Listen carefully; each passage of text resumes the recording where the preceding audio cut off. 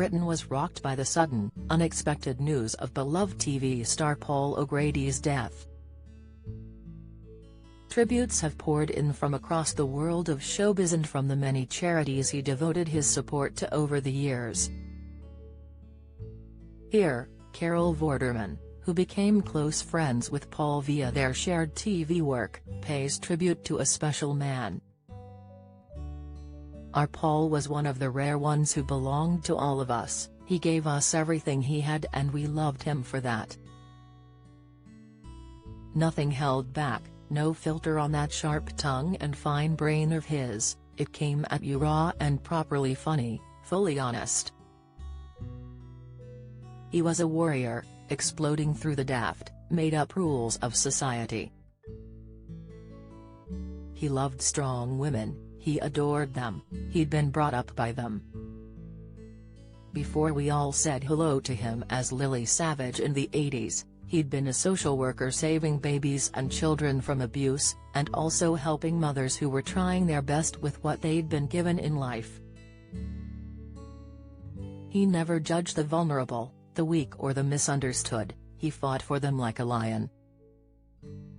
And I loved that about him above all things. He was one of the biggest ever names in television and worth a fortune, but he honestly never changed, never hid behind a shield, never pretended to think or do anything that wasn't honest. I've known Paul over 30 years, our tally lives intertwined on different shows and different channels, and we became friends. Jesus, so many 10-hour lunches, so many stories, so many memories. There was one time after a Pride of Britain Awards where we ended up in a green room with Shirley Bassey, just 6 of us, till 4 a.m. Shirley hadn't met him before but, like all of us, she fell in love with him. So there we were, Cheryl singing her heart out to an audience of 5, her and Paul dancing, Paul being so genius funny that we laughed and sang so hard we could hardly breathe. I had to go on his chat show hours later and how we got through it I'll never know. Then there was the time at Cilla Black's funeral when Paul gave a eulogy. He and Cilla had been really close after her Bobby died. Paul stood up on the altar in the Catholic church in Liverpool with Cilla's coffin close by and told a story of how he'd taken her to a gay club in New York. Every now and then he'd turn round to the bishop and say sorry bish, more laughing.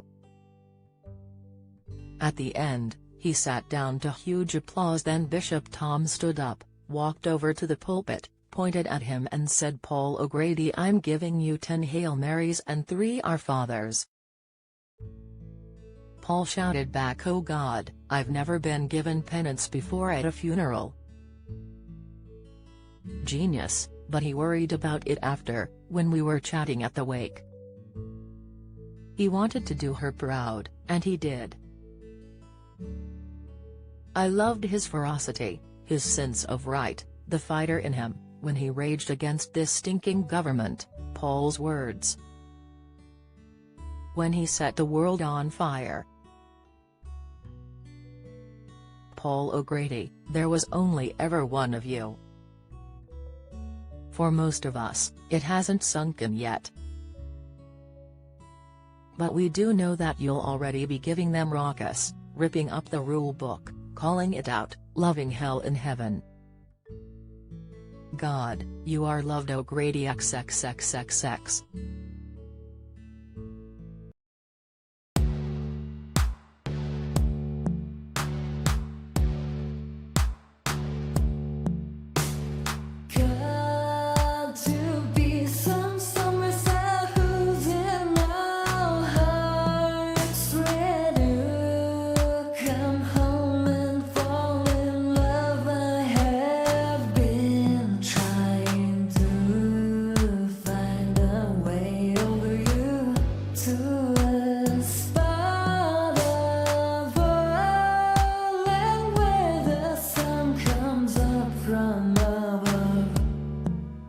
Now take